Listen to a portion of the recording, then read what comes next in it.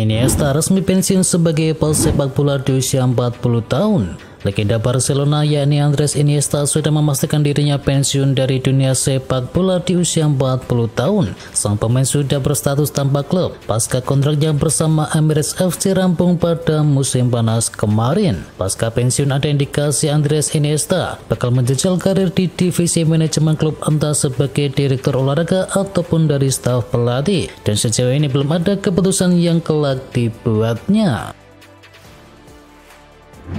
Everton bakal dapat guyuran dana yang besar. Calon pemilik baru klub Liga Inggris Everton yakni Dan Friedkin dikabarkan akan mengguyurkan dana hingga 8 triliun rupiah untuk klub pada hari pertama untuk bisa membantu melunasi hutang yang ada. Jurnalis Sky Sports yakni Alan Myers melaporkan pada 23 September kemarin bahwa kesepakatan tersebut dapat melibatkan Friedkin untuk bisa menyuntikkan investasi sekitar 8 hingga 10 triliun rupiah ke dalam klub Everton.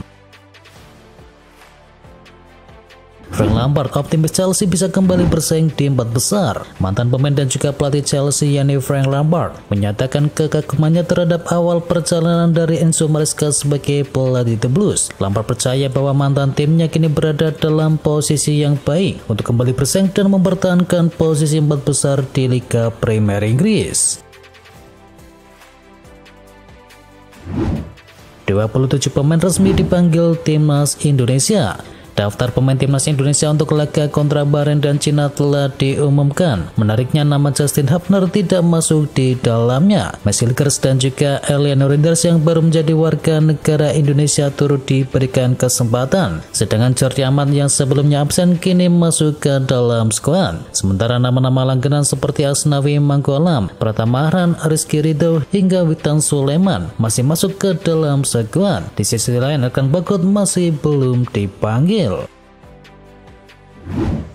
Jonathan Tah kritik format baru Liga Champions. Bek Bayer Leverkusen yakni Jonathan Tah merupakan sosok terbaru yang mengkritik format kompetisi Liga Champions musim ini. Tah menilai bahwa format ini bakal menurunkan kualitas pertandingan secara keseluruhan. Jadwal pertandingan yang terlalu padat berdampak negatif pada performa tim terutama resiko cedera, ujar dari pemain Leverkusen tersebut. Cedera Federico Chiesa bakal absen di laga Liverpool versus Bologna. Manajer Liverpool yakni Arne Slot mengungkapkan bahwa Federico Chiesa mengalami cedera dan akan absen di laga melawan Bologna di ajang Liga Champions. Federico berlatih bersama kami kemarin, tetapi ia datang di hari ini dengan beberapa masalah dan saya tidak berharap bahwa ia akan masuk ke dalam skuad di Liga Champions. Sangat disayangkan bagi kami, tetapi tentu saja lebih dari itu baginya, tuturnya seperti dilansir dari Liverpool. Francesco Totti berharap Ivan Djuric sukses di AS Roma. Legenda besar AS Roma yakni Francesco Totti berharap Ivan Djuric membawa mantan klubnya sukses baik di Italia maupun di Eropa. Mantan pelatih dari Torino tersebut tidak terkalahkan dalam 3 pertandingan pembuka saat menangani Chielo Rossi dan Totti berharap Djuric bisa sukses. Fiorentina diminta bersabar nantikan performa terbaik dari David De Gea. Mantan kiper kawakan Serie A yakni Rubinho coba melindungi David De Gea dari serangan kritik. Rubinho menilai bahwa David De Gea masih membutuhkan waktu untuk bisa kembali ke level permainan terbaik. De Gea memang belum mampu menunjukkan kapabilitasnya sebagai salah satu kiper kelas dunia bersama Fiorentina. Dalam 3 pertandingan di Serie A, pria yang kini berusia 33 tahun tersebut cukup mampu mencatatkan sebiji clean sheet dan dipaksa 4 kali memungut bola dari gawangnya. Paulo Fonseca akan rotasi jabatan kapten AC Milan. Pelatih AC Milan yakni Paulo Fonseca mengungkapkan bahwa dirinya akan merotasi jabatan kapten klub di setiap pertandingan. Fonseca menyebut ada hingga 5 pemain yang bisa menjabat sebagai kapten tim. Nama David Calabria terdaftar sebagai kapten resmi Milan. Jika dia tidak bisa bermain, biasanya Theo Hernandez yang akan menggantikannya. Luciano Spalletti pertimbangkan panggil kembali Federico Chiesa. Pelatih timnas Italia yakni Luciano Spalletti mempertimbangkan untuk memanggil kembali Federico Chiesa ke dalam skuad untuk jeda internasional di Oktober ini. Spalletti juga akan memanggil dua pemain muda ke dalam skuad timnas Italia. Italia diketahui akan melawan Belgia dan juga Israel masing-masing di tanggal 10 dan juga 14 Oktober setelah meraih kemenangan berturut-turut melawan Prancis dan juga Israel di babak penyisihan grup Nations League pada awal September. Cristiano Ronaldo sudah tidak terobsesi pecahkan rekor. Cristiano Ronaldo ternyata sudah tak berobsesi memecahkan berbagai rekor. Ketimbang kembali memecahkan rekor, Ronaldo lebih memilih tampil semaksimal mungkin dengan mengantarkan Al Nassr meraih kemenangan demi kemenangan. Ronaldo memang berhasil memecahkan rekor sepanjang karirnya. Terbaru Ronaldo tercatat sebagai pemain tersubur sepanjang sejarah sepak bola. Selama 2 dekade berkarir, Ronaldo sukses menciptakan 904 gol di level klub maupun di tim nasional. Banding diterima, kartu merah Bruno Fernandes resmi dicabut. Ada kabar baik datang bagi Manchester United, hukuman kartu merah untuk Bruno Fernandes resmi dicabut. Operator Premier League menyadari bahwa ada kesalahan hukuman yang diberikan oleh Chris Kavanagh kepada Bruno Fernandes. Alhasil mereka mencabut kartu merah untuk sang kapten setan merah tersebut. Dengan resmi dicabutnya tersebut, Fernandes yang sedianya dihukum suspensi 3 laga dipastikan bisa memperkuat setan merah di 3 pertandingan selanjutnya. Barca sudah tawarkan kontrak baru sejak lama kepada De Jong. Raksasa La Liga yakni Barcelona dilaporkan telah menawari Frenkie De Jong dengan kontrak baru sejak lama, tetapi sang gelandang sampai saat ini tak merespon penawaran tersebut. Hal ini disebut membuat Barca kebingungan. Mereka tak yakin apakah De Jong ingin bertahan lebih lama di Camp Nou atau apakah tawaran kontrak baru mereka dianggap tak cukup menggiurkan.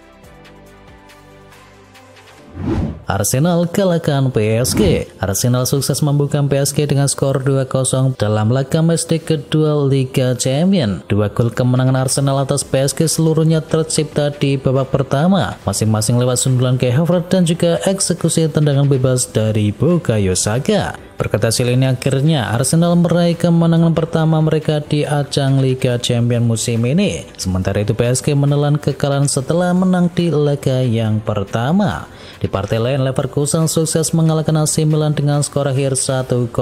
Gol tunggal kemenangan Bayer Leverkusen atas Milan diciptakan oleh Victor Boniface di babak kedua. Kemenangan juga diraih oleh Barcelona bermain di Estadio Olympique Luis Companys. Barcelona sukses membantai Young Boys dengan skor akhir 5-0. 2 dari 5 gol kemenangan Barca diciptakan oleh Robert Lewandowski, sedangkan 3 gol lainnya masing-masing diciptakan oleh Rafinha, Inigo Martinez dan juga gol bunuh diri dari Mohamed Kamara. Berkat hasil ini Barcelona pun bangkit usai menderita kekalahan di matchday yang pertama. Kemenangan besar juga diraih oleh Manchester City. Bertamu ke markas Slovan Bratislava, mereka menang dengan skor telak 4-0. Masing-masing gol tersebut diciptakan oleh Ilkay Gundogan, Erling Haaland dan juga James McAtee di babak yang kedua. Skor 4-0 juga diraih oleh Inter Milan berhadapan dengan Real Belgrade. 4 gol kemenangan Inter diciptakan oleh Hakan Calhanoglu di babak pertama serta Marco Arnautovic, Lautaro Martinez dan juga Mehdi Taremi di babak yang kedua. Dengan hasil ini Inter akhirnya meraih kemenangan perdana mereka di Liga Champions musim ini.